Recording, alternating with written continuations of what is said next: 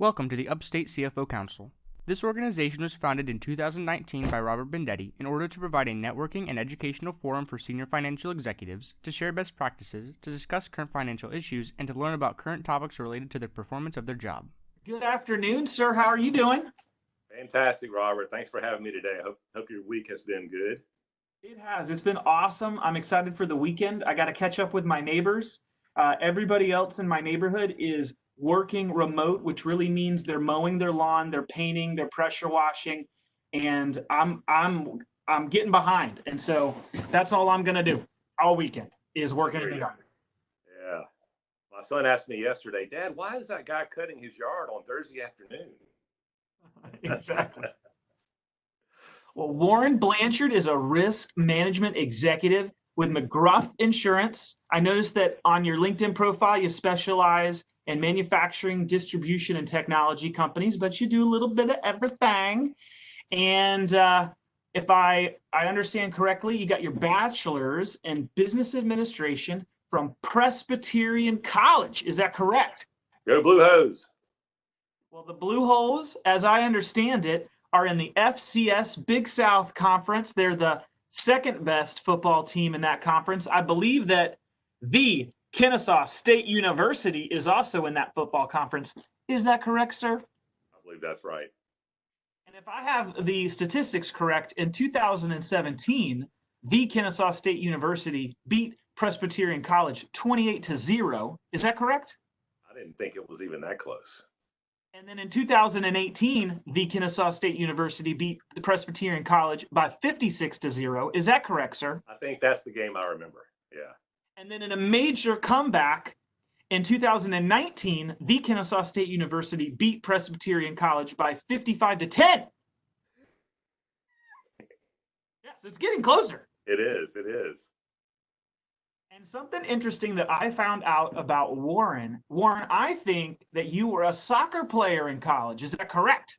That is correct. Oh, I finally got some right. I've been totally missing. I was a specialist on the soccer team. I was the closer. And so if there was 5 minutes left and we were leading by 5 or down by 5, I got to play the last 5 minutes. The rule of 5. I like it. Yes. I like it.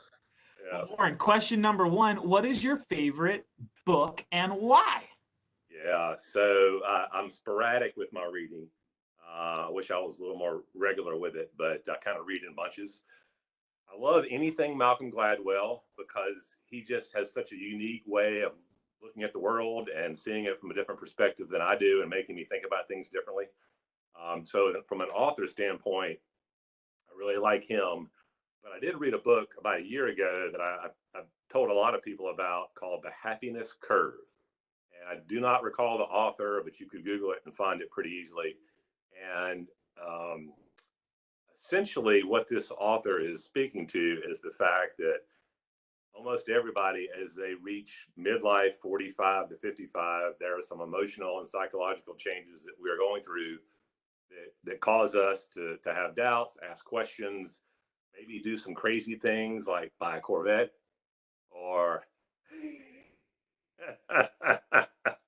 or do all kind of crazy things. So it really helped me kind of understand some of the emotions I was processing. I would highly recommend it for anybody that's in that age group, but I would say that it is a must read for anybody that manages people, particularly in that age group. If you want to retain those people, you're going to need to understand them. And we spend a lot of time worrying about millennials and their constant need for affirmation and the things that we're doing to coddle them. Well, the 45 to 60-year-old bracket probably needs some special attention as well. And this book kind of speaks to that. Very good suggestion. Warren, I'd never heard of the happiness curve and how timely that is in this time, in the current epidemic. I think we could all use some new tools in our tool belt about happiness. Excellent. All right, question number 2. What is the best advice you've ever received? Well, if I heard my dad say this once, I heard him say it 100 times, and that you need to live well within your means. And again, that's a very timely piece of advice. My father was a dentist, and I grew up thinking that we were poor.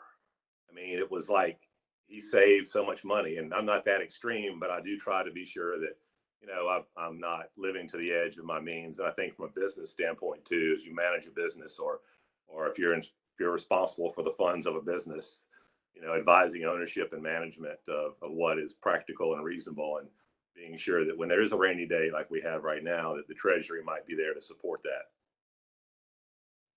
Man, amen. And how I think that's good for your personal well-being, your marriage, like you said, a business, that 10-10-80 or 10-10-10-70, that's strong. You got a father with some really good advice. So you started out with a solid foundation.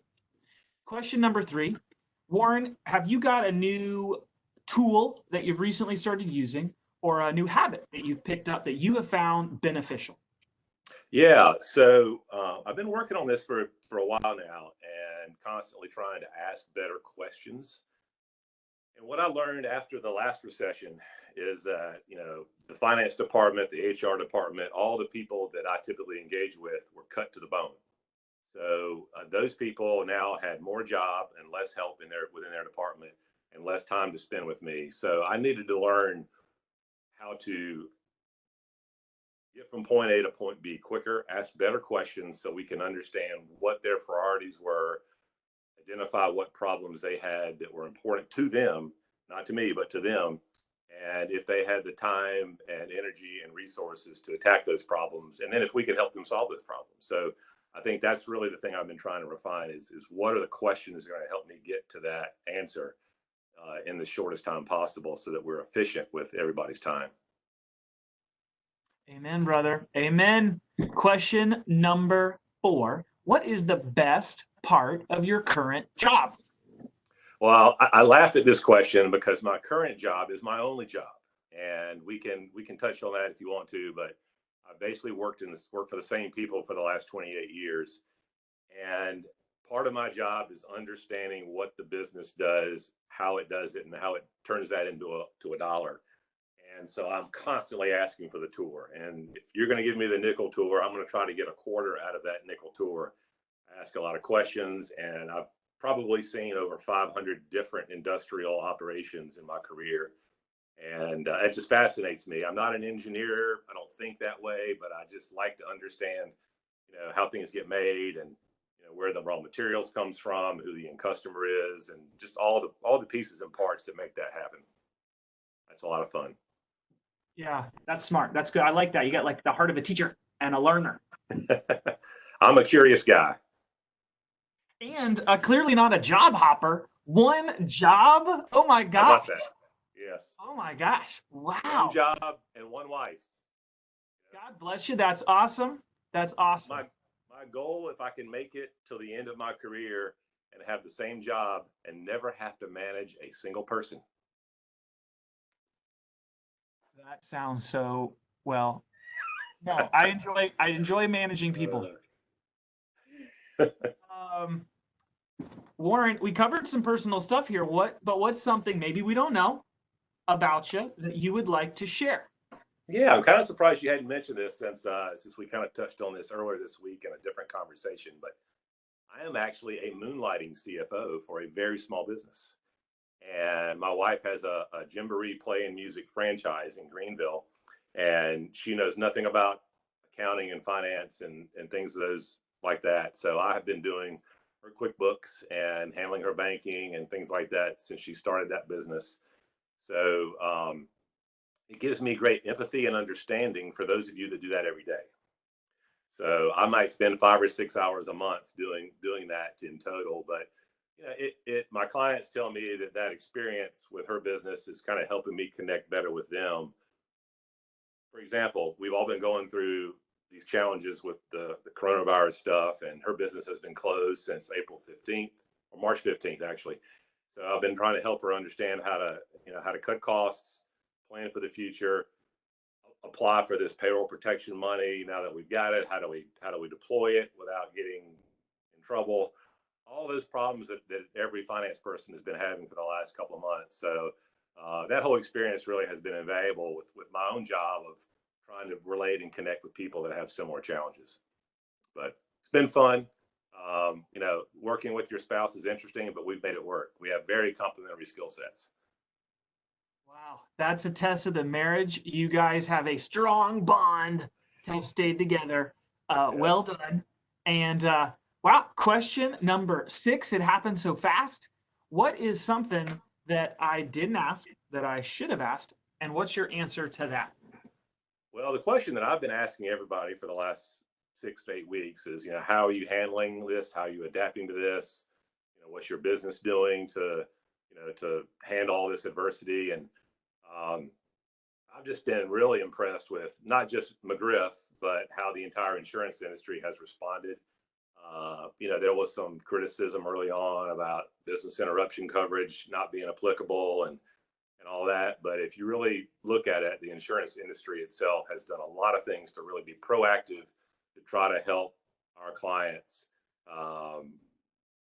make changes to their program midstream that they would not have normally made, allowed them to make to cut costs and change the cash flow.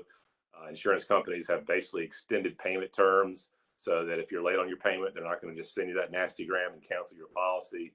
And they've been really good about providing remote resources and things that I never would have thought we could have done before remotely. So I just want to, put a pat on the back to the insurance industry as a whole and how well they have adapted to support, the business communities. And even on the personal side, I mean, State Farm came out right out of the gate and cut everybody's rates on the auto insurance because they realized people aren't driving. So. Yeah, it's been kind of surprising, but it's been nice to see it. And kudos to the whole industry and McGriff in particular. The whole Truist umbrella, I think, has been really strong. And I appreciate you doing this. I have really appreciated your friendship. I consider you a trusted advisor. I've had some nice, quiet conversations with you, bouncing ideas from my business broker that I have onto you. It's nice to have that second set of eyes. And also, you're one of the only or few members of both the Charleston and the Upstate CFO Council. So I see you all the time. So I'm glad I like you. And now I know why I like you. Not only does my football team beat your football team every year, which is awesome, but you're a nice guy. You've had one job. You've had one wife. You build Legos. I see a Lego airplane in the back. You're just an all around awesome dude. Thank you, Robert. The feeling is likewise. Well, thank you very much. And thank you for doing this. This was awesome. Thank you. I appreciate all that you do with the council. This is a great group, and I've thoroughly enjoyed being a part of both councils. And it takes a lot of energy to keep it going. And what you're doing now during this period when we can't have breakfast is fantastic. And I applaud you for that. Thank you, sir.